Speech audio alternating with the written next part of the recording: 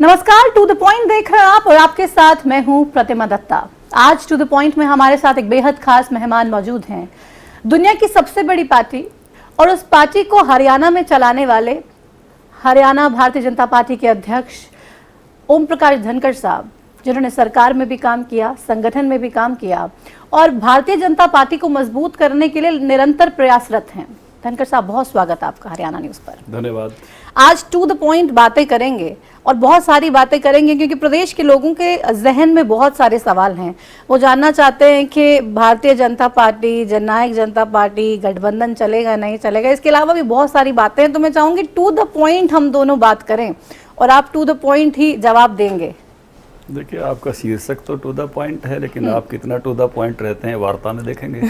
तो शुरुआत करते हैं सिलसिले को। धनखड़ साहब, सबसे पहले तो बात अमित शाह की रैली से ही कर लेते हैं। देश के गृह मंत्री अमित शाह जी हरियाणा पहुंच रहे हैं और एक बहुत बड़ी रैली आप लोग सिरसा से शुरुआत करने जा रहे हैं। 2024 के चुनावों को लेकर शंखनाद के रूप में उसको देखा जा रहा है। कितनी तैयारियां, कैसी तैयारियां और उस रैली से हरियाणा को कितना लाभ? देखिए, 18 से हरियाणा में रैलियों की शुरुआत है। 18 से 30 जून तक के बीच में 10 की 10 लोकसभा में रैलियां होंगी। लेकिन हमारे लिए अच्छी बात यह है कि शुरुआत में ही आदरणीय अमित शाह जी की रैली है, सिरसा में है और बहुत बड़ी रैली अमित शाह जी की उस लोकसभा की होने वाली है। तैयारियों में हमारी सांसद सुनीता दुग्गल जी और हमने कंवरपाल जी को उस रैली की दृष्टि से हमारे जो बड़े सीनियर मंत्री हैं उनको दायित्व दिया हुआ है। विपुल गोयल जी को दायित्व दिया हुआ है और भी विधानसभा अनुसार भी टीम लगाई है और वहाँ की भी पूरी भारतीय जनता पार्टी की टीम उसमें जुड़ी हुई है। तो मैं कहूँगा कि बहुत ही शानदार रैली जो है वो सिरसा की होने वाली है, प्रभावपूर्ण रैली होने वाली है। उसके साथ हमने कुछ अन्य वरिष्ठ नेताओं के भी, ठाकुर राजनाथ सिंह जी का समय हमको मिल रहा है 29 तारीख का अम्बाला लोकसभा की रैली के लिए। अनुराग ठाकुर जी का समय हमको मिल रहा है जो है 24 तारीख को करनाल की रैली के लिए। नितिन गडकरी जी का समय हमको मिल रहा है, हमारे परिवहन और ट्रांसपोर्ट के जो मंत्री हैं उनका सोनीपत की रैली के लिए 20 तारीख को। तो एक बाकी भी रैलियां लगातार अब 10 की 10 लोकसभाओं में रैलियां होने वाली हैं।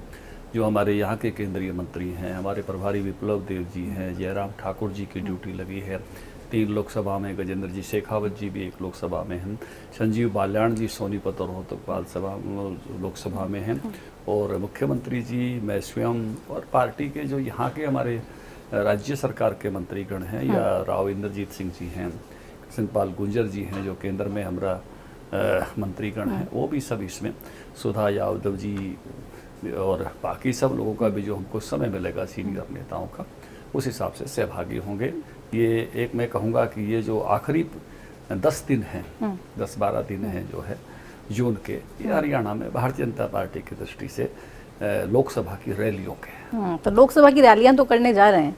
शुरुआत सिरसा से की। लोग ये भी कह रहे हैं कि सिरसा को इसलिए चुना है क्योंकि भारतीय जनता पार्टी को ये डर है कि सिरसा लोकसभा सीट इस बार जीतने वाली नहीं है, तो शुरुआत वहीं से ही की जाए, सारी ताकत वहीं से ही की जाए और एक मैसेज स्ट्रॉन्ग वहाँ की जनता को देने की कोशिश की जाए। प्रतिमा जी, अभी तो कोई कैंडिडेट ही नहीं दिख रहा दूसरी पार्टी का। सुनीता दुग्गल जी अच्छा काम कर रही हैं, सब जगह घूम रही हैं, बहुत मेहनती हैं, अवेलेबल भी रहती हैं, तो और डिलीवरी भी देती हैं, काम करने का उनका एक अपना जज्बा है। तो अभी तो दूसरी पार्टी का तो कोई कैंडिडेट भी अभी ध्यान में नहीं आ रहा, कौन लड़ेगा, क्या होगा। तो इसलिए लेकिन पार्टियां बोल तो रही है ना कि भारतीय जनता पार्टी टेंशन में है, अब ना सिरसा जीतेंगी, ना रोहतक जीतेंगी, ना सोनीपत जीतेंगी। 10 की 10 लोकसभा फिर से विजयी होकर आएंगे और भारतीय जनता पार्टी जीतेगी। बिल्कुल 10 की 10 सीटें भारतीय जनता पार्टी लोकसभा फिर से जीतेगी। सबसे अच्छी तरह किन की बातें कर रहे हो आप? जिनकी पार्टी नहीं बनी है, जिनकी प्रदेश की एग्जीक्यूटिव क्लियर नहीं हो रही है, कितने दिनों से पेंडिंग पड़ी हुई है। इस पार्टी ने 2 अध्यक्षों को एग्जीक्यूटिव नहीं बनानी दी। एक पार्टी एक लठिया के उतारा था, आपको मालूम है, अशोक तंवर जी को तो शैलजा जी को काम ही नहीं करने दिया गया। अभी उदय भान जी भी कहाँ बढ़ा पा रहे हैं, कितने दिनों से मैं देख रहा हूँ। तो इनको भी काम करने नहीं दिया जा रहा क्या? देखिए ना, इनकी अड़चन है क्या। फिर आप एक बार हरियाणा का नक्शा देखिए। एक समय था शैलजा जी का परिवार सिरसा में बहुत प्रभावी था और आज शैलजा जी को इन्होंने कहाँ पहुँचा दिया है। एक समय था जींद और कैथल में सुरजेवाला जी बहुत प्रभावी नेता थे, इन्होंने जींद का चुनाव लड़वा किया, फिर बाद में राज्यसभा में भी उनको जयपुर जाना पड़ा। आपको मालूम है कि एक समय हिसार में भजनलाल परिवार कितना प्रभावी था। कुलदीप बिश्नोई, भजनलाल जी सब कांग्रेस के बड़े नेता थे और आज हमारे बड़े नेता हैं। एक समय बांगड़ की धरती पर चौधरी वीरेंद्र सिंह जी कांग्रेस के बड़े नेता थे, आज हमारे बड़े नेता हैं। पूरे की पूरे अहिरवाल में राव वीरेंद्र सिंह जी, इंद्रजीत सिंह जी कांग्रेस के बड़े नेता थे, आज हमारे बड़े नेता हैं। तो अभी इन्होंने अपने परिवार की राजनीति के लिए, पिता पुत्र ने अपने परिवार की राजनीति को, अपने पुत्र को एस्टेब्लिश करने के लिए, एक पिता ने पूरे हरियाणा में जो कांग्रेस के दिग्गज नेताओं को जिस प्रकार से ठिकाने लगाया, तो इतने पावरफुल है भूपेंद्र सिंह हुड्डा कि सबको ठिकाने लगा दिया। की स्थितियां उत्पन्न की पुत्र मोह में, मैंने आपको नक्शा बताया, उस नक्शे के हिसाब से क्या स्थितियां बनी हैं। अब जब वो सब लोग, क्या आप नहीं समझते कि उन सब के दिलों में क्या है, उन सब के अरमान कैसे हैं? तो ये जो कांग्रेस का चित्र बना है, क्या इस चित्र में आप कहीं कांग्रेस की विजय देखते हो? सब चीजें हमें अपने लिए चाहिए। शैलजा जी राज्यसभा जा सकती थी, मेरा ही पुत्र जाना चाहिए। तो ये जो कुल मिला के सारा चित्र बना है, उस हरियाणा के मैप को देखोगे तो समझ में आ जाएगा कि कांग्रेस वहां पर कहाँ खड़ी है। तो कांग्रेस को कोई आप कंपटीशन में देखते हैं? बिल्कुल, आप देखिएगा ना, कांग्रेस पार्टी जिस प्रकार की इन्होंने एक संगठन है, क्या आप मेरे से बात करोगी, आप मेरे पन्ना प्रमुखों की बात करोगी, पन्ना प्रमुखों की सम्मेलन की बात करोगी, कांग्रेस से बात करोगी तो क्या करोगी? प्रदेश कमेटी, ना जिला कमेटी है, ना मंडल कमेटी है, ना कोई विधानसभा की कमेटी है, ना कोई बूथ की कमेटी है। अब हम वहां तक पहुंचे हैं। तो इसलिए इन्होंने तो खुद ही अपनी पार्टी को अपनी महत्वाकांक्षाओं के कारण से और अपने अंतर विरोधों के कारण से कहाँ पहुंचाया, वो आपके सामने है। संगठन सबसे मजबूत आपकी पार्टी का ही है और आप लगातार संगठन को और मजबूत करने के लिए तमाम मीटिंग्स कर रहे हैं, तमाम अलग अलग तरह के सम्मेलन कर रहे हैं। और अगर संगठन की बात की जाए खास तौर पे, तो वो आजकल बहुत ज़्यादा एक्टिव है। संगठन के लिहाज से क्या प्लान धनखड़ साहब आपका हरियाणा के लिए? देखिए, हम एक काम में लगे हुए हैं। पहली बात तो ये है कि हर पन्ने पर हमारा कार्यकर्ता खड़ा हो, और कार्यकर्ता खड़ा करने का हमारा एक खास मकसद है, प्रधानमंत्री जी ने जो हमको दिया है कि हर 15 परिवारों का वो केयर टेकर बनकर रहे। 60 वोट उसमें होते हैं। एक पन्ने में 2 तरह का वो पेज होता है। तो जो भी केंद्र सरकार की योजनाएं हैं, राज्य सरकार की योजनाएं हैं, वो अंतिम व्यक्ति तक पहुंचे। हम जब विद्यार्थी का काम करते थे ना, तो एक गीत गाते थे, उगा सूर्य कैसा, कहो मुक्ति का ये उजाला, करोड़ों घरों में न पहुंचा, खुला पिंजरा है मगर रखते फिर भी, थके पंछियों के परों में न पहुंचा। आज आप देखिए, बदलाव देखिए। 18,000 गाँव में तो बिजली नहीं थी जब मोदी जी आए।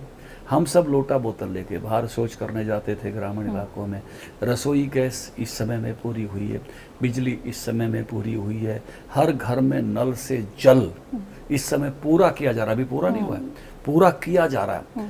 ये ऐसी महामारी जिसको कभी कातकवाड़ी कहते थे, उससे भी खतरनाक महामारी आई, उसमें लोगों को, अपने लोगों को बचाना, हर नागरिक को 2 फ्री वैक्सीन देकर, किस प्रकार से 80 करोड़ परिवारों को 140 करोड़ में से फ्री अनाज उपलब्ध करा के कि एक भी आदमी भूखा नहीं सोए। तो एक प्रधानमंत्री जी ने पूरे देश को एक ख्याल रखने वाला, केयर टेकर की तरह से, सेवादार भी उन्होंने अपने आप को कहा। तो उस तरह से जो काम किया, अभी भी उनके मन में वही भाव है कि इन चीज़ों को अगर अंतिम व्यक्ति तक पहुंचाना है तो वहाँ कोई ना कोई ख्याल रखने वाला हो। इसलिए हर पन्ने पर हम अपना एक कार्यकर्ता खड़ा कर रहे हैं, और वो कार्यकर्ता उन परिवारों तक, आखिरी परिवारों तक चीज़ें पहुँचें, इसकी निगरानी, देख रेख और उसमें सहयोगी बनेगा। तो पन्ने पन्ने तक कार्यकर्ता खड़ा करना चाहते हैं।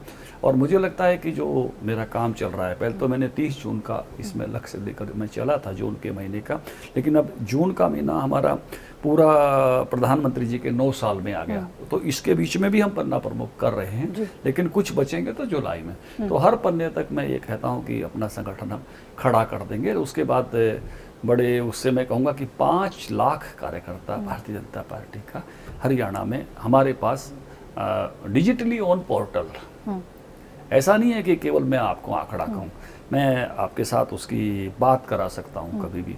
और अभी भी उसमें से जो मेरा आधा काम हो गया है, 2.5 लाख लोग अभी मेरे पोर्टल पर हैं। और आप जिससे भी कहो, कोई सी विधानसभा बोलिए, कोई सा भी इलाका बोलिए, कोई सा भी गांव बोलिए, कोई सा भी बूथ बोलिए, सारा मैं- डेटा मैं- एक मैं- आपके पास हाँ, पोर्टल पे बिल्कुल, मैं है। आपसे तो बात इतना कर सकता डिजिटलाइजेशन मोदी जी तो हालांकि इस पे लगातार जोर देते ही हैं, लेकिन हरियाणा में बहुत से आरोप डिजिटल प्लेटफॉर्म्स को लेके सरकार पे अक्सर लगते हैं। पोर्टल सरकार कहा जाता है, तो आपने तो कार्यकर्ता भी पोर्टल पे तमाम कार्यकर्ताओं की सूची भी पोर्टल पे डाल दी है। देखिए, कार्यकर्ता सूची होना एक लेवल है कि जिसके कारण से आप हर बात को सर्टिफाई कर सकते हो। पोर्टल की सरकार होना, उस पर भी मैं आपको एक बात कहना चाहूँगा। हमारा देश ऐसा देश है, आपने भी कई सारे देश घूमे होंगे, जहाँ व्यक्ति को प्रधानता देते हैं। नेता है, पत्रकार है, एसएचओ साहब हैं, वकील साहब हैं, भिन्न भिन्न प्रकार के पदों का अपना, और उस पदों के माध्यम से वो कुछ चीज़ों का फेवर अपने पक्ष में। आपको मालूम नहीं मैं मीडिया में हूँ, आपको मालूम नहीं मैं नेता हूँ, आपको मालूम नहीं मैं पुलिस में हूँ, मैं एडवोकेट हूँ, मैं फला हूँ।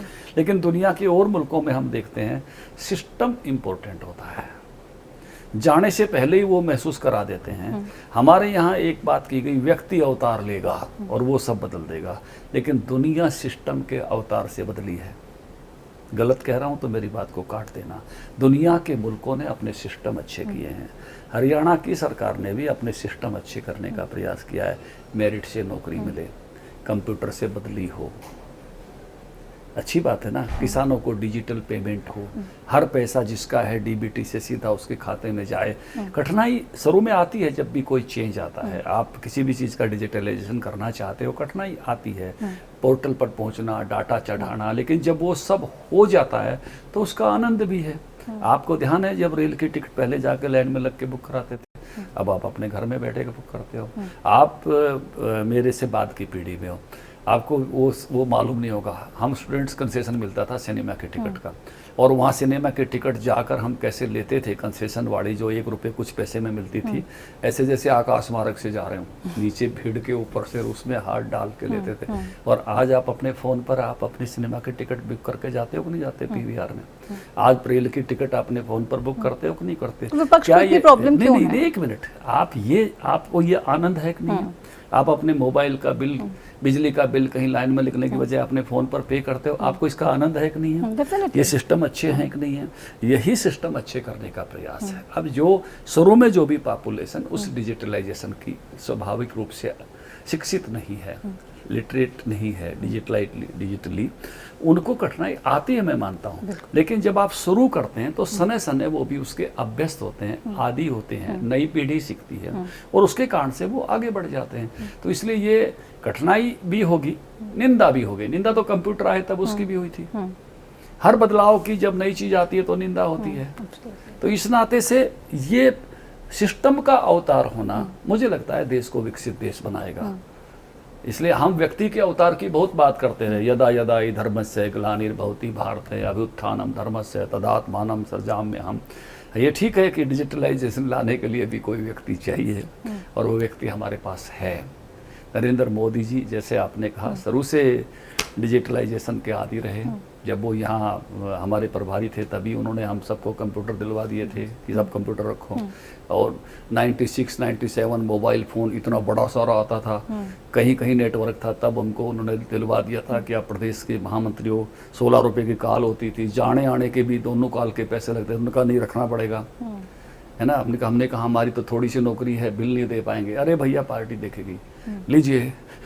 तो मोबाइल फोन रखना, तो उनको पता था कि आगे क्या आने वाला है, क्या आने वाला है। फैक्स 3D रैली सबसे पहले किनकी हुई? उन्हीं की हुई। तो इसलिए, लेकिन वो अपने माध्यम से अपने पर चीज़ों को आश्रित ना रख के डिजिटली चीज़ें लोगों को डिलीवर हों, इसके काम में लगे हैं। और इसलिए सिस्टम का अवतार मुझे लगता है देश को आगे बढ़ा रहा है और आगे ले जाएगा। अब देश को तो आगे लेके जाएगा, लेकिन विपक्ष लगातार ये कहता है कि भारतीय जनता पार्टी ने देश को तोड़ दिया है, देश को पीछे ढकेलने का काम कर रही है, देश को जाति में बांट के रख दिया है, लोगों में जहर घोलने का काम कर रही है। देखिए, देश का विभाजन कौन सी पार्टी ने कराया? नाम बताएंगे आप? कौन सी पार्टी ने कराया? सवाल आपसे, क्योंकि सवाल आपसे ही है, और कांग्रेस आप पर ये आरोप लगाते हैं कि भैया अब भी देश में भारतीय जनता पार्टी। सच्चाई क्या है? सच्चाई क्या है? सच्चाई क्या है? देश इन्होंने तोड़ा है, देश की जमीनें इन्होंने दी हैं, देश में भिन्न भिन्न प्रकार के जातीय वर्गीय विभाजन करके वोट इन्होंने मांगे हैं। कौन माइनॉरिटी के अपीजमेंट की कौन बातें चलाता था? कौन 370 तोड़ना नहीं चाहता था? क्यों? क्योंकि इनको अपीजमेंट करनी थी माइनॉरिटी की। कि को शाबानो केस कौन सी पार्टी का था जी? एक वृद्ध महिला, मुस्लिम महिला तलाक के बाद अपना कंपनसेशन मांग रही थी। किसने कानून बदले? यही कांग्रेस पार्टी थी। 3 तलाक जैसा कानून लाने की इनकी हिम्मत नहीं थी, क्योंकि ये अपीजमेंट करना चाहते थे वोटों के लिए। ये इसी प्रकार के व्यक्ति हैं, समाज को जातियों में बांटकर और धर्म में बांटकर राजनीति करते रहे हैं। यहाँ जब सबका साथ, सबका विकास, सबका विश्वास, ये लेकर मोदी जी चलते हैं पूरे देश में, और उसी के अनुसार से काम हो रहा है। और उसके कारण से इनको अगर तकलीफ है और ये अपनी ही बातें किसी दूसरों पर कहते हैं, तो इनकी बातों पर कोई भरोसा करने वाला नहीं है। सबको मालूम है इनका इतिहास कैसा है और कैसा ये करते रहे। ऐसे ही हरियाणा में भी एक पार्टी जिसका इतिहास लोगों को अच्छे से पता है। हालांकि उसके बाद पार्टी अलग हो गई, INLD अलग, जननायक जनता पार्टी का गठन हुआ और आपके साथ अभी अलायंस में सरकार चला रहे हैं प्रदेश में। तमाम हरियाणा के लोग अभी यही सोच रहे हैं, कंफ्यूजन में है, गठबंधन रहेगा, नहीं रहेगा, चलेगा, क्या होगा? देखिए, गठबंधन क्यों हुआ? हमारी पार्टी को सबसे बड़ा दल के रूप में तो आए, 40 सीटें मिली, अभी 41 हैं, लेकिन हम पूर्ण बहुमत में नहीं थे। और जब इसका इस तरह का मैंडेट मिलता है, किसी को बटा हुआ मैंडेट जब मिलता है, जनादेश मिलता है, तो किसी न किसी को साथ चलना पड़ता है। तो जेजेपी और हम साथ मिलकर चले, और अभी हम साथ मिलकर चल रहे हैं। निर्दलीय भी तो शुरू से ही सरकार के साथ थे। निर्दलीय भी साथ हैं, लेकिन निर्दलीय के साथ साथ जेजेपी भी साथ आई, निर्दलीय भी साथ आए, और हम मिलकर साथ चल रहे हैं। तो इसलिए निश्चित रूप से उस मैंडेट के कारण, जो भी फ्रैक्चर्ड मैंडेट था, उसके कारण से जो निर्णय हुआ, उसके कारण से साथ पड़ रहे हैं। सीएम साहब ये कहते हैं कि सरकार बीजेपी की है, जेजेपी की नहीं है। विप्लव देव जी कहते हैं कि उचाना से मेरी दीदी ही इस बार विधायक बनेगी। और इन दोनों चीज़ों के बाद से पूरा राजनीतिक बवाल हो जाता है। हर तरफ ये सवाल देखिए कि गठबंधन का क्या भविष्य है। हर भाव का, हर शब्द का एक भाव है, उस भाव का एक अर्थ है। मुख्यमंत्री जी का ये कहना सहज स्वाभाविक है कि हम 41 हैं, वो छोटी पार्टी है, तो निश्चित रूप से एक बड़े पार्टनर के नाते उनके अपने भाव व्यक्त हुए हैं। दोनों पार्टियां अपने अपने दल को मजबूत करने के लिए अपना अपना काम कर रही हैं। इसलिए भारतीय जनता पार्टी भी 90 की 90 विधानसभाओं पर अपना काम कर रही है, क्योंकि ये सरकार चलाने का गठबंधन है। कोई चुनाव से पहले हमारा गठबंधन नहीं था। अगले चुनाव में गठबंधन होगा, ये अभी भविष्य के गर्भ में है। होगा तब आपसे चर्चा करेंगे, आपको निर्णय बताएंगे, लेकिन अभी हमारा गठबंधन सरकार चलाने का है, और सरकार चलाते हुए अच्छे से हम चला रहे हैं। लेकिन अगले चुनाव में हम साथ जाएंगे कि नहीं जाएंगे, ये निर्णय चुनाव के समय पर होगा। 2024 की तैयारियां तो अलग अलग ही कर रहे हैं। तो कर रहे हैं ना, अपने अपने दल को मजबूत करना सबका दायित्व है। भाई आज गठबंधन में है, 2024 के चुनाव में साथ जाने का निर्णय होना है। जब होगा तब आपको बताएंगे, तब तक तो अपना ही अपना काम करना है। तो निश्चित रूप से जेजेपी अपनी पार्टी के लिए काम कर रही है, बीजेपी अपनी पार्टी के लिए काम कर रही है। वो अपने लोगों के लिए बात करेंगे, बीजेपी अपने लोगों के लिए बात करेगी। ये स्वाभाविक नेचुरल रूप से है, इसमें किसी प्रकार के इसको अलग तरीके से देखने की आवश्यकता नहीं है। लेकिन हरियाणा बीजेपी की प्रभारी विप्लव देव जी, उनके बयान बहुत ही धारदार हैं और जननायक जनता पार्टी के सीधा दिल में जाके चुभ रहे हैं। देखिए, विप्लव देव जी को बीजेपी को बढ़ाना है। जेजेपी ने कोई प्रभारी लगाया होगा तो उन्होंने अपनी पार्टी को बढ़ाना है, तो निश्चित रूप से सहज स्वाभाविक बात है। निशांत सिंह जी जेजेपी की बात करेंगे, ओम प्रकाश धनखड़ बीजेपी की बात करेगा, तो निशांत सिंह जी बीजेपी की बात करेंगे। लेकिन जब बीजेपी की बात करेंगे, जननायक जनता पार्टी पे निशाना साधेंगे, तो तकलीफ तो होगी ना। देखिए, उसमें निशाने पर मत लीजिए आप उसको, वो उन सेट और क्षेत्रों की बात है। अब आप बताइए, उचाना में जाकर क्या बात करेंगे? वीरेंद्र सिंह जी भी हमारे बड़े नेता हैं, प्रेमलता भी हमारी विधायक रही है, तो नेचुरली वहाँ प्रेमलता की बात होगी ना। तो वीरेंद्र जी तो बहुत नाराज हैं कि जननायक जनता पार्टी से जो गठबंधन हुआ, उनका स्वाभाविक है, उन्होंने उस सीट पर चुनाव लड़ना है, वो अपनी बात करेंगे, जेजेपी अपनी बात करेगी। ये नेचुरल है, इसको अन्यथा लेने की जरूरत नहीं है। सामान्य रूप से सारा हरियाणा का जन इस बात को आराम से समझता है कि भाई सबको अपने अपने दल की बात करनी है ना, करेंगे ना। लेकिन भारतीय जनता पार्टी जब इतनी मजबूती से कोई बात करती है तो लोगों को लगता है कि भाई कुछ तो होने वाला है। देखिए, भारतीय जनता पार्टी अपने दल की, जब मैं कह रहा हूँ 10 की 10 सीट हम जीत कर आएंगे, तो मैं 10 की 10 पे मजबूत करूंगा ना। जब मैं कहता हूँ हम 90 की 90 सीटों पे अपने हिसाब से, तो इसका मतलब तो जेजेपी से किनारा है आगे के लिए। जब मैं अगली बात भी तो मैं ही कह रहा हूँ, वही व्यक्ति भी मैं ही हूँ कि हमारा गठबंधन है, हम साथ चले हुए हैं, सरकार चलाने का गठबंधन है। पहले चुनाव में भी हम साथ नहीं गए थे, अगले चुनाव में 19 में हम साथ नहीं गए थे, 24 में हम साथ जाएंगे, इसका निर्णय होना है। तो जब निर्णय होगा तो आपको बताएंगे। जब तक निर्णय नहीं हुआ है तो सब दोनों अपनी अपनी तैयारी कर रहे हैं। ठीक है, जेजेपी भी सरकार की सहयोगी है और निर्दलीय विधायक भी सरकार के सहयोगी हैं। निर्दलीय विधायक भी लगातार संगठन से जुड़े नेताओं से मिल रहे हैं, आपसे भी संपर्क लगातार साध रहे हैं, बिप्लब देब जी से भी मुलाकात कर आ रहे हैं। सभी एक स्वर में ये कह रहे हैं कि जननायक जनता पार्टी से गठबंधन तोड़ देना चाहिए। देखिए, सबकी अपनी अपनी राय होती है। निर्दलीय विधायकों का एक अपना मत है, अपना मत अभिव्यक्त करते हैं, लेकिन डिसीजन मेकिंग जो है वो कोई निर्दलीय विधायक उस डिसीजन मेकिंग की, जिसको मैं कहूँगा कि जो हमारी प्रक्रिया है, वो डिसीजन मेकिंग की प्रक्रिया भारतीय जनता पार्टी एक राष्ट्रीय पार्टी है।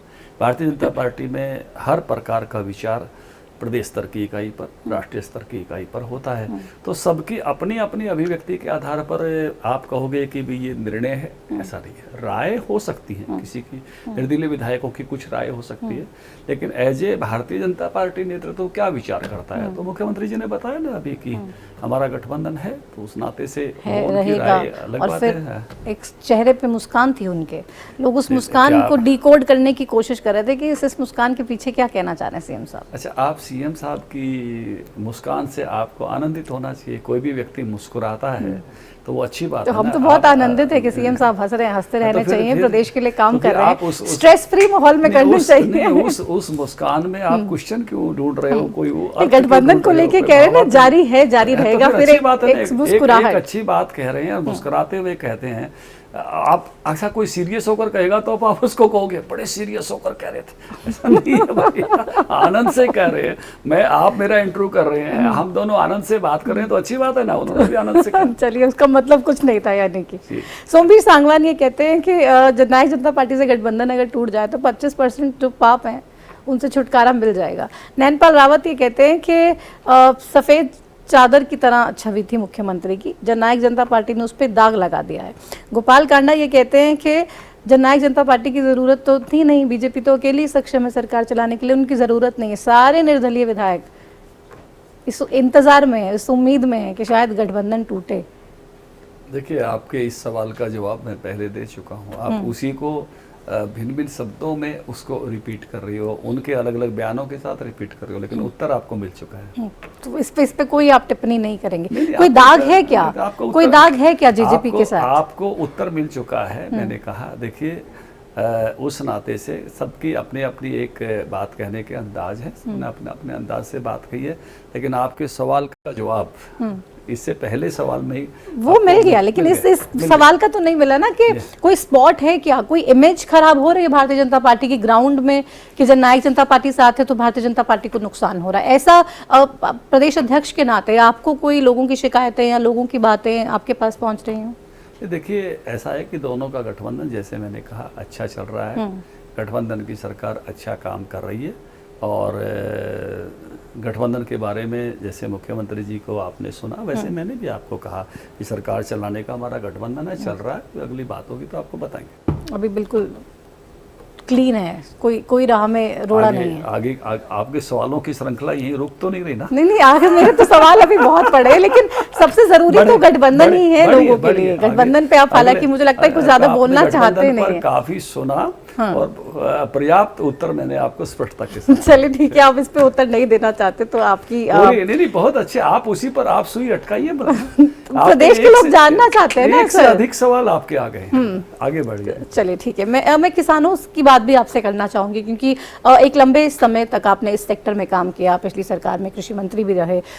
किसानों की जो समस्या है, अभी हाल ही में आपने देखा सूरजमुखी को लेके कितना बवाल हुआ, कितने गुस्से में थे, हाईवे तक जाम कर दिया गया, किसानों पे वाटर कैनन का इस्तेमाल हुआ, ये सब चीजें अब क्या लगता है क्यों हो रही हैं? किसानों की मांगे, बात नहीं सुनी जा रही है क्या? पहली बात यह है कि देश भर में, आपको भी मालूम है, किसान संगठनों को भी मालूम है, जो यहाँ राजनीति चमकाने के लिए बाहर के प्रदेशों से आते हैं, उनको भी मालूम है कि हरियाणा देश भर में सबसे अच्छे भाव देता है, सबसे ज़्यादा खरीद करता है। अगर भाव नहीं देता है तो भावांतर भरपाई देता है। इस बार एक बदलाव, जैसे पहले बाजरे में लेकर आए थे, सरसों में लेके आए थे, इस बार सूरजमुखी लगातार खरीद रहे थे, एक बदलाव लेकर आए मुख्यमंत्री जी कि 1000 रुपये हम भावांतर भरपाई के रूप में देंगे और मार्केट फोर्सेज रेट्स को वहाँ तक ले जाएं जहाँ से किसानों को पूरा भाव मिल जाए। और इसलिए मार्केट में उन्होंने हेफेड को भी उतारा। इसमें से कुछ लोगों को लगा कि पिछली बार की तरह ही खरीद होनी चाहिए, वो सब एमएसपी पर पूरी खरीद होनी चाहिए। अब भावांतर भरपाई का एक सरकार की अपनी ज़रूरत है, वो मैं आपको समझाना चाहता हूँ। मान लो बहुत बड़ी मात्रा में हम बाजरा खरीदते हैं, लेकिन जब बाजरा खरीदने के बाद उसको वापस बेचते हैं तो सरकार को एक बहुत बड़ा गैप उसमें से घाटा आता है, क्योंकि उतना बाजरा किसी और योजनाओं में लगा नहीं सकते। राशन में भी देंगे तो बहुत थोड़ी मात्रा में देना पड़ता है। यही दलहन और बाकी तिलहन के बारे में, क्योंकि उसकी सरकार को कितनी ज़रूरत है। सरसों खरीदते हैं तो थोड़ा सरसों का तेल सरकार खरीद कर बेचती है, लेकिन बाकी सरसों का क्या, फिर वापस बेचती है, तो रेट गैप के कारण से सरकार को कठिनाई आती है। इसलिए सरकार एक नई योजना लेकर आई है जिसको हम भावांतर भरपाई कहते हैं, कि बाजार की फोर्सेज आपके अनाज को खरीद लें, जो आपका एमएसपी का है उसका गैप हम दे देंगे। लेकिन कई बार मार्केट की फोर्सेज बहुत डाउन भी जा सकती हैं, इसलिए सरकार अपनी एक एजेंसी को उतारती है जिसके कारण से वो भाव मेंटेन कर सके। इस बार भी हैफेड को उतारा हुआ है, तो इस बात को समझने की कोशिश कीजिए। जब बाजरे में भी हम उतारते हैं, इसी प्रकार से हम सरसों में भी उतारते हैं, जैसे बीज में भी हम उतारते हैं। 25% बीज हम लेकर बैठते हैं बाजार में जब फसल के बीज की ज़रूरत होती है। अगर मार्केट फोर्सेज बीज के भाव ज़्यादा बढ़ाने लगे तो हम उसको 35% कर देते हैं। और भी ज़्यादा दिक्कत आए तो और भी बढ़ा सकते हैं, लेकिन हम बीज के भाव को मेंटेन करते हैं। तो इसमें दो प्रयास हुए। एक प्रयास भाव को मेंटेन करके कम से कम भावांतर भरपाई का जो गैप है उसके नज़दीक लेकर आओ। उसमें 150 रुपये अंतर हो सकता है, कभी भाव एकदम स्टेबल नहीं रहेंगे, और जो बड़ा गैप है उसको सरकार भावांतर भरपाई की राशि के रूप में पूरा करे। और उसके बाद कुछ लोगों की, जैसे मैंने कहा, पहले वाली अपेक्षा थी, इसके कारण से आंदोलन हुआ, लेकिन वो जब ये बात सरकार अपने ठीक से समझा पाई तो आंदोलन वापस भी हो गया। लेकिन आप क्या लगता है कि वाकई में वो जो प्रदर्शन करते हैं वो किसान होते हैं या दूसरे राज्यों से आए हुए ऐसे नेता जो किसान प्रतिनिधि के तौर पे अपने आप को दर्शाते हैं? और उसके बाद देखिए, कुछ लोग जो है, कुछ किसान संगठन भी लोग बना कर रखते हैं, किसान संगठन भी कुछ लोग काम करते हैं, कुछ आड़ती भी हैं जो किसान नेता बने हुए हैं। आपको भी पता है, नाम पता है कौन कौन किसान आड़ती। गुरनाम सिंह चढ़ूनी की बात कर रहे हैं। कुछ लोग आड़ती भी किसान नेता बने हुए हैं उस नाते से।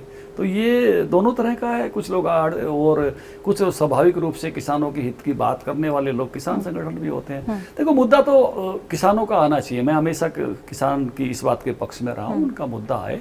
और लेकिन सरकार की अपनी जो लिमिटेशंस हैं, मर्यादाएं हैं, उनके साथ समझना चाहिए। लेकिन एक बात मैं जरूर कहना चाहूँगा, जो इंटरस्टेट किसान नेता बनते हैं, उन इंटरस्टेट किसान नेताओं को उन स्टेटों में जाकर भी आंदोलन करना चाहिए। अगर वो सच्चे और ईमानदार किसान नेता हैं तो पंजाब में भी जाके सूरजमुखी का भाव दिलवाएं, राजस्थान में भी जाके बाजरे का भाव दिलवाएं। अगर वो इन राज्यों में नहीं जाते हैं तो इसका मतलब ये है कि वो केवल बीजेपी शासित राज्यों में ही आकर राजनीति चमकाने का प्रयास करते हैं। ये बिल्कुल स्पष्ट बात है। अगर वास्तव में सच्चे नेता हैं तो पंजाब में अभी सूरजमुखी का क्या भाव मिल रहा है? वहां तो कोई भावांतर भरपाई भी नहीं दे रहा। जो मार्केट फोर्सेज है सब तय कर रही हैं। बाजरे की कितनी बुरी हालत गहलोत सरकार में होती है, कांग्रेस पार्टी में। एक भी आदमी गया क्या? क्यों नहीं जाता? ये सवाल जरूर पूछा जाना चाहिए। आपने चढ़ोने का नाम लिया, वो भी इंटरस्टेट किसान नेता है। क्या अभी जाएंगे क्या बाहर आने के बाद? वहां जाकर आंदोलन करने वाले हैं क्या? रास्ता रोकने वाले हैं क्या? हाईवे पर बैठने वाले हैं क्या?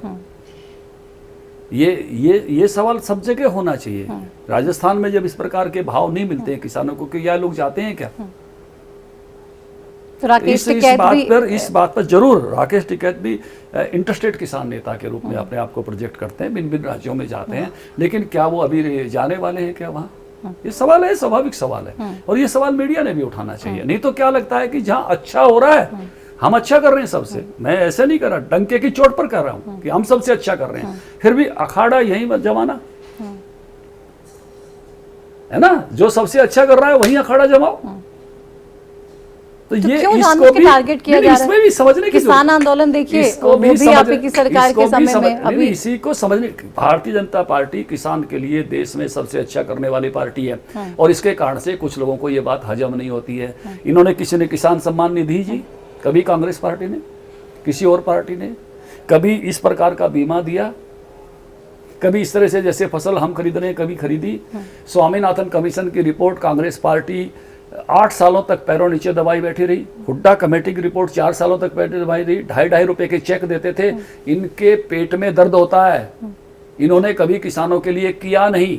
और ये नकली किसान नेता के रूप में कांग्रेस पार्टी के लोग या कुछ लोगों के पीछे लगकर ये कोशिश करते हैं कि भारतीय जनता पार्टी जो किसानों के लिए सबसे अच्छा कर रही है, इस इमेज को हम कैसे रोकें।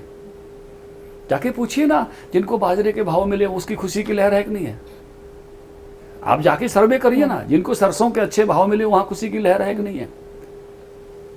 1 एकड़ की आमदनी बाजरे और धान वाले की कैसे ऊंची उठी है, बाजरे वाला कैसे उसमें उस लेवल पर आया है। चौधरी बंसीलाल जी एक बार कहा करते थे, उनके भाषण अगर आपके पास कहीं रिकॉर्डेड हो तो सुनना, कि जो खादर के लोग हैं, खादर उसको कहते हैं जो नदी के पास पास होता है, और बागड़ उसको कहते हैं जो नदी से जितना दूर होता है, कि खादर के लोग हमारे रिश्ते नहीं लेते, वहाँ गंडा होता है, गुड़ होता है, हमारे पास नहीं होता, मैं यहाँ अंगूर लगवा दूंगा। और अगर दोनों के किसानों की खेत की आमदनी अगर बराबर हो जाए तो रिश्ते होते हैं ना, क्योंकि रिश्ते कहीं ना कहीं आर्थिक स्टेटस से जुड़े होते हैं। तो ये जो अच्छा काम किया केंद्र की सरकार ने और राज्य की सरकार ने उसका भाव देकर अच्छा काम किया, इसके बावजूद भी कुछ लोगों को तकलीफ है तो वो है। लेकिन ये सबको मालूम है कि इस सरकार ने, केंद्र की सरकार ने और राज्य की सरकार ने खेती और किसान के लिए सबसे अच्छा काम किया है, और जनता के लोग, अच्छे लोग इसको जानते हैं। लेकिन जब ये सब इस तरीके के प्रदर्शन होते हैं, अरे तो भाई सरकार की इमेज डाटा नहीं पर बात करिए ना, आप किसी की राजनीति पर मत जाइए, किसी के उस पर मत जाइए। कि हम खरीद रहे थे ना सूरजमुखी साड़ी, और कोई राज्य था जो खरीद रहा था? आप डाटा लाइए, कौन खरीद रहा था? नहीं खरीद रहा था उनको ठोकिए ना, जो कुछ भी नहीं कर रहे उनको ठोकने की बजाय जो सबसे अच्छा कर रहा है। हम तो सवाल पूछ रहे हैं, आपसे भी नहीं, पूछते सवाल हैं, नहीं, उनसे भी पूछते हैं, आपका काम- विद द नहीं, डेटा एनालिसिस। भैया आपका एक अच्छे चैनल के नाते केवल सवाल पूछना काम नहीं है। नहीं, विद द डेटा नहीं, एनालिसिस, कंपैरिजन डेटा एनालिसिस ही सारे सवाल हम पूछते हैं आपसे। और किसानों की बात कर ली, हरियाणा की बात करें तो किसानों के अलावा प्लेयर्स जो हमारे हैं उनके लिए हरियाणा जाना जाता है, और हमारे प्लेयर्स ने विदेशों में नाम रोशन किया है भारत का हमेशा से ही। उन खिलाड़ियों की भी आजकल ये आरोप हैं कि भाई सरकार हमें दरकिनार कर रही है, हमारी तरफ ध्यान नहीं दे रही है। हम इतने बड़े आरोप लगा रहे हैं, सरकार ऐसे लोगों को बचाने का काम कर रही है। इसमें से मेरा एक सवाल है, देखिए, किसी पर आपने आरोप लगाया या किसी भी दूसरे तीसरे आदमी ने आरोप लगाया, आरोप के प्रत्यारोप के उत्तर में ये क्या इसमें पॉलिटिकल मसला होना चाहिए या कानून व्यवस्था, पुलिस और न्यायालय का काम होना चाहिए? वो तो कह रहे हैं कि भारतीय जनता पार्टी के प्रेशर की वजह से ना पुलिस काम कर रही है ना कानून व्यवस्था काम। एक मिनट, ये किसी ने किसी को तकलीफ दी है, उसका काम पुलिस और न्यायालय से जुड़ा हुआ है। क्या इसमें सुप्रीम कोर्ट बीच में नहीं आ गए थे? हाई कोर्ट, वो क्या कहते हैं, लोकल कोर्ट भी बीच में आई ना। बात नंबर 1, तो इसलिए ये सारा विषय, खिलाड़ी बहुत गौरवपूर्ण है, आदरपूर्ण है, खिलाड़ियों को न्याय मिलना चाहिए। ये पूरी पार्टी की, क्या देश में एक भी नेता ने, बीजेपी के नेता ने ये कहा कि नहीं मिलना चाहिए? मैंने कहा, मुख्यमंत्री जी ने कहा, अनिल विज ने कहा, और हमारी मीनाक्षी लेखी जी ने केंद्र में कहा, अनुराग ठाकुर जी ने कहा। क्या किसी एक भी नेता ने ये कहा कि ये नहीं होना चाहिए? पूरी पार्टी के सब वरिष्ठ से वरिष्ठ लोगों ने कहा। नंबर 1, उनका मुद्दा किसी एक व्यक्ति के बारे में है। वो व्यक्ति एक खेल संघ का अध्यक्ष है और उन्होंने उसकी FIR कराई है, उस पर जांच चल रही है, चार्जशीट होने की बात है। दूसरी बात, उन्होंने खेल संघ से संबंधित जितनी बातें खेल मंत्री जी से की, उस सब पर खेल मंत्री जी का बहुत ही पॉजिटिव रिस्पांस मीडिया में आया हुआ है। इसलिए सारा देश खिलाड़ियों के साथ है, उनके गौरव का आदर करता है, उनको न्याय मिले, ये भी सबकी अपेक्षा है। और उसके लिए भी कोई, सरकार ने भी कोई कहा है कि भाई ये काम जल्दी हो, उसके लिए भी सरकार ने शायद कुछ कहा है कि भाई जल्दी चार्जशीट हो। जो अखबार में मैंने पढ़ा था, मुझे पूरा एकदम डेट बाउंड तो मुझे मालूम नहीं, लेकिन अखबार में मैंने पढ़ा था कि उनको जल्दी न्याय मिले, सबके मन में है और सब उनके साथ है। उनकी नाराजगी अपनी है, लेकिन तमाम इन नाराजगियों के बीच में चुनावी सरगर्मियां भी बहुत बढ़ चुकी हैं। आम आदमी पार्टी भी चुनावी मैदान में तैयार है 2024 में ताल ठोकने के लिए, और आम आदमी पार्टी के नेता कह रहे हैं कि अब 2024 में हम सरकार बना के रहेंगे। आपको लगता है बीजेपी के सामने आम आदमी पार्टी 2024 में कहीं टिकेगी, कहीं दिखेगी? कि अभी तो जेलों में है और करप्शन के विरोध में है। कभी मैंने भाषण सुना था कि जो लोग करप्शन के विरोध करके सत्ता में आए थे, वो करप्शन के कारण से जेलों में जा रहे हैं। तो ये हालात उस पार्टी के बने हैं जो उस पार्टी की मेन मुख्य वैल्यू थी, उस मुख्य मूल्य पर भी वो खड़े नहीं उतरे हैं। देश के सामने है। दूसरी बड़ी बात, मैं तो हरियाणा का हूँ और मैं हरियाणा की दृष्टि से देखता हूँ। हरियाणा में रोजाना 2000 क्यूसेस पीने का पानी लगता है। दिल्ली में 1000 क्यूसेस 50 क्यूसेस पीने का पानी लगता है। हमारी जो पुरानी नहर है भाखड़ा की, वो 6 दशक से पुरानी हो गई है। सर्वोच्च न्यायालय ने कहा कि इतनी पुरानी नहर से पानी आता है जिस पर अब कभी कोई कठिनाई आ गई तो बड़ी दिक्कत हो सकती है। एक नया चैनल बनना चाहिए और इसलिए SYL बनाइए जिससे इन दोनों स्टेट के लोगों को पीने के पानी की, इनके पशुओं को पीने के पानी की दिक्कत नहीं हो। क्योंकि भाखड़ा मेन ब्रांच जितना पानी SYL में नहीं आएगा, वो छोटी नहर है। नहीं, और SYL तो हरियाणा का हक भी है। नहीं, वो छोटी नहर है, हक अलग विषय है। एक अल्टरनेट चैनल वो मिलना चाहिए। जिस पार्टी का नेता, जिस पार्टी की सरकार अपने जिस राज्य में शासन कर रहे हैं, उनके पीने के पानी की अगर चिंता नहीं करती है, जहाँ से कहता है कि मेरी जन्मभूमि है, उसके पीने के पानी की चिंता नहीं करती है, तो क्या उसको एक भी वोट दिया जाना चाहिए? क्या पीने के पानी का सवाल वाजिब नहीं है? क्या सर्वोच्च न्यायालय की चिंता वाजिब नहीं है? क्या 6 दशक पुराने चैनल पर भरोसा रखना, क्या एक अल्टरनेट चैनल की जरूरत नहीं है? वो पानी की मात्रा की बात करते हैं। सर्वोच्च न्यायालय ने कहा पानी की मात्रा हर समय मापी जा सकती है, पानी की मात्रा की उपलब्धता के आधार पर बंटवारा हो सकता है, लेकिन अल्टरनेट चैनल समसामयिक आवश्यकता है। पानी की मात्रा की बात छोड़ दीजिए। पानी कम होगा तो कम ले लेंगे, ज्यादा होगा तो ज्यादा ले लेंगे। अब इसमें भी है ना, यमुना नदी में 70 लाख वो 70,000 क्यूसेस से लेके और 5-6,000 क्यूसेस तक पानी रहता है अलग अलग मौसम में। तो इसलिए पानी एक समान कभी भी नहीं रहता, हर चैनलों में बदलता है। तो उन्होंने कहा पानी की मात्रा पर बहस ही मत करिए, छोड़ दीजिए एक बार। उसके बाद भी मना करते हैं, तो क्या ऐसे दल को आप एक गंभीर दल मान सकते हो, एक जिम्मेवार दल मान सकते हो, जो पीने के पानी की नागरिकों की चिंता नहीं करता, पशुओं की चिंता नहीं करता, जहाँ शासन कर रहे हैं वहाँ की चिंता नहीं करता? तो ऐसे लोगों पर कोई हरियाणा में भरोसा नहीं करेगा। आपने देखा आदमपुर चुनाव में आए थे, उनकी सब जगह वही हालत होने वाली है। तो SYL कैसे बन पाएगी? क्योंकि तमाम सरकार के जुड़े मंत्रियों से भी मैं बात कर रही हूँ, वो कह रहे हैं कि भाई पंजाब तो देने को तैयार ही नहीं है, हम हिमाचल से कोशिश कर रहे हैं कि किसी तरह से वहाँ से रास्ता निकाल के और वहाँ से अल्टरनेट चैनल जरूर चाहिए और उसकी व्यवस्था जरूर बढ़नी चाहिए। अच्छी बात तो यह है कि पंजाब में से उसका सुगम रास्ता है, मैदानी इलाका है, पैसे दिए हुए हैं केंद्र सरकार ने, और अच्छा रास्ता तो वही है। नहीं तो बाद में इस प्रकार की कोई जिद होती है तो देखो पानी तो आना ही चाहिए, तो अल्टरनेट रास्ते खोजे जा रहे हैं जिनकी बातें चल रही हैं। तो हो पाएगा संभव? नहीं, वो तो इंजीनियरिंग विंग के लोग बताएंगे, लेकिन ऐसी बातें सोची जा रही हैं। तो उसमें से कितने हिमालयाज के किन रास्तों में से किस तरह से पहुंचा जा सकता है, मुद्दा वो है। लेकिन पीने के पानी की अल्टरनेट चैनल ये गंभीर मसला है जी, और ये मसला हर हरियाणवी को समझना चाहिए, हर दिल्ली वासी को समझना चाहिए। और जो इसके लिए ना करता है तो कितना मैं कहूँगा कि खतरनाक आदमी पॉलिटिक्स में है, इस पर जरूर विचार करना चाहिए कि जो आपके पीने के पानी की चिंता के प्रति भी चिंतित नहीं है। Only politics for politics, basic चीज है जी। हवा के बाद पानी सबसे बेसिक चीज है, और आप उसके लिए गंभीर नहीं है, तो इससे ज्यादा गैर जिम्मेवार में कोई बात नहीं हो सकती। अब गारंटियां लेकर आ रहे हैं बहुत सारे भूपेंद्र सिंह हुड्डा साहब, और आम आदमी पार्टी तो खैर कोशिश करती ही रहती है कि भाई हम बढ़िया स्कूल बना देंगे, हम बढ़िया अस्पताल बना देंगे, हम फ्री बिजली दे देंगे।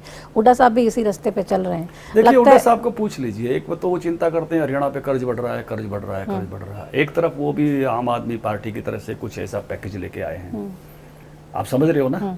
तो प्रेशर में भारतीय जनता पार्टी को तो पैकेज नहीं लाना पड़ेगा। एक मिनट बात समझ लीजिए, मैं उनकी दोहरी बात को एक बार समझ लीजिए। एक तरफ तो उनका मुख्य भाषण मैं सुनता आ रहा हूँ जब से ये भारतीय जनता पार्टी शासन में आई है, कर्ज बढ़ रहा है, कर्ज बढ़ रहा है, कर्ज बढ़ रहा है। और एक तरफ वो एक पैकेज लेकर आए हैं कि ये सब हम दे देंगे। आपने कभी हुड्डा साहब से हिसाब पूछा ये कितने हजार करोड़ का मामला है, और बजट में इसको आप कैसे मैनेज करोगे, जरा एक बार हिसाब ले लीजिए हुड्डा साहब से कि जितनी बातें आप कर रहे हो, 27 लाख लोगों को पेंशन जाती है, आप जितनी पेंशन बता रहे हो मल्टीप्लाई कितनी होती है, आप इतनी बिजली की बिल की बात कर रहे हो, वो मल्टीप्लाई करके कितना होता है, आप इतना सब ये जो 5-6 चीज़ें हैं ये सब मल्टीप्लेशन करके एक बार हिसाब तो लगाइए कि ये बजट का कितना हिस्सा बनता है। और आज हरियाणा के बजट का 31% पूंजीगत व्यय है, यानी जो विकास पे खर्च होता है, और बाकी 69% सारा का सारा तनख्वाह पर, पेंशन पर, आवर्ती खर्चों पर जाता है। तो ये सारा का सारा क्या वही जाना है क्या? हरियाणा फिर विकास के नाम की कोई बात, विकास पर खर्च होने वाले पैसे बचेंगे क्या? और फिर जो आपकी कर्ज की चिंता है, एक घर के बड़े के नाते से जिस तरह से आप चिंता करते हो कर्ज बढ़ रहा है, फिर उसका क्या होगा? तो ये सारी बातें पूछे जाने की जरूरत है। तो वो कहते हैं कि मेरे पास प्लान है, हमने नहीं, पहले भी नहीं, किया, सरकार में आएंगे तो ये- कर दूंगा ये मैं। प्लान से नहीं होता जी, ये बजट से होता है। ये बातों का नहीं है, ये बयान नहीं है, ये खर्चे हैं। ऐसे थोड़ी है। आप आम आदमी पार्टी भी कहती है, हमने किसी तो को कर मान दिया। लो किसी के घर में कोई है, घर वाले हैं और घर में एक आदमी बड़ी बड़ी बात कर रहा है, मकान बनवा दूंगा, इतना बड़ा बनवा दूंगा, ये बनवा दूंगा, ये गाड़ी ले आऊंगा, और घर वालों का मालूम है कि इसकी आमदनी तो 50,000 रुपए महीने की है। तो क्या आप उसके बयानों पर विश्वास कर लोगे? उसकी प्लानिंग पे विश्वास कर लोगे? हरियाणा का बजट तो वही है ना। हरियाणा का बजट बढ़ेगा, मान लो 10%, 15% बढ़ता है उस हिसाब से। हमारे सामने देखते देखते बढ़ा है, 1 लाख करोड़ से 170 तक 170 तक आया है, लेकिन उसकी भी एक लिमिट है ना, कितना बढ़ता है। वो गपोड़ संघ की तरह तो नहीं बढ़ता कि मनमार जी कहो कि मैं आज 1,70,000 करोड़ को मैं कहूँ कि वो 2 लाख करोड़ एक ही साल में हो जाएगा, 2.5 लाख करोड़ हो जाएगा, 3 लाख करोड़ हो जाएगा, ऐसा तो नहीं होता ना। उसकी एक अपनी गति है, उस गति से वो बढ़ता है। तो ऐसी सारी बातों का जवाब प्लानिंग जैसे शब्द से नहीं दिया जा सकता।